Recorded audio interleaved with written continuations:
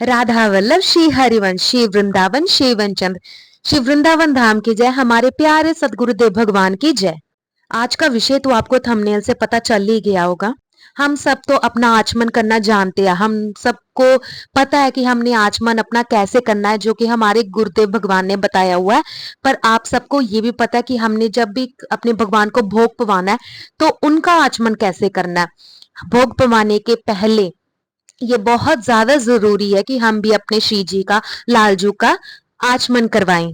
तो आज हम सीखते हैं कि हमने अपने भगवान का आचमन कैसे करवाना है। आचमन से पहले हम अपने पहले भगवान के दर्शन करते हैं। ये हमारी श्री राधा नाम सेवा और ये हमारी प्यारी सी स्वामिनी जू, देखिए कितने सुंदर लग रहे हैं। और उन्हीं के साथ हमारे प्यारे लालजू, इनकी शोभा तो की ही नहीं जा सकती। तो चलिए अब हम चलते हैं अपने भगवान को आचमन करवाने। आचमन के लिए सबसे पहले हमारे पास होनी चाहिए जलझारी। मेरे पास जलझारी नहीं है।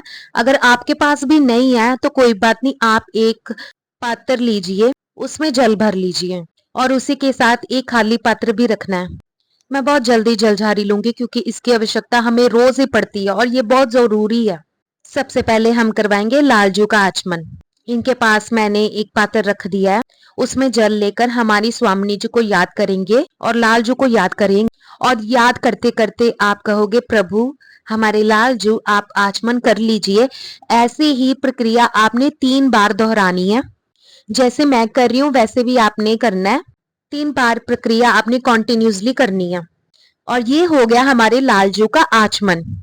और अब बारी है हमारी स्वामिनी जी की। अब हमने अपनी श्री जी का आचमन करवाना है। जैसे हमने लालजू का आचमन करवाया वैसे ही हमने अपनी ठकुराइन का आचमन करवाना है। प्रार्थना करके हम इन्हें भी यही कहेंगे कि स्वामिनी जी आचमन कर लीजिए।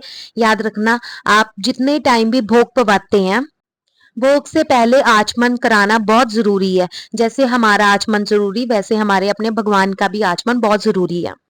जिनके पास प्रकट रूप में हमारे स्वामिनी जी लालजू नहीं है, अगर जिनके पास राधा नाम सेवा है तो आप राधा नाम सेवा का आचमन जरूर करवाएं। प्रक्रिया तो सेम ही रहेगी, चेंज नहीं होगी।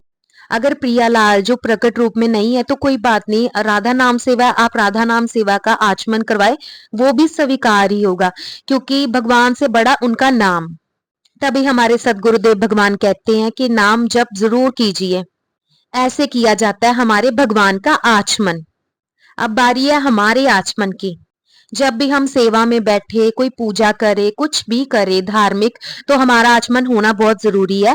जैसे कि मैं आप दिखा रही हूँ, उल्टे हाथ से सीधे हाथ में जल लेकर सबसे पहले आपने हाथ धोने, उसके बाद फिर सेम प्रक्रिया करनी है। उल्टे हाथ में सीधे हाथ में जल लेकर 7 बार राधा वल्लभ श्री हरिवंश दोहराना है और उसका छिड़काव करना है। और उसके बाद फिर से 3 बार जल लेना है और हमारी श्री जी का नाम लेना है। श्री किशोरी नमः, श्री रम्य नमः, श्री राधिके नमः। तो ऐसे 3 बार राधा नाम लेकर हाथ धो लेना। ऐसे है हमारा आचमन। तो गाइस इसी के साथ मैं एंड करती हूँ व्लॉग का। Thanks for watching and do subscribe my channel. Please like और कमेंट जरूर कीजिए। जय जय श्री राधे श्याम।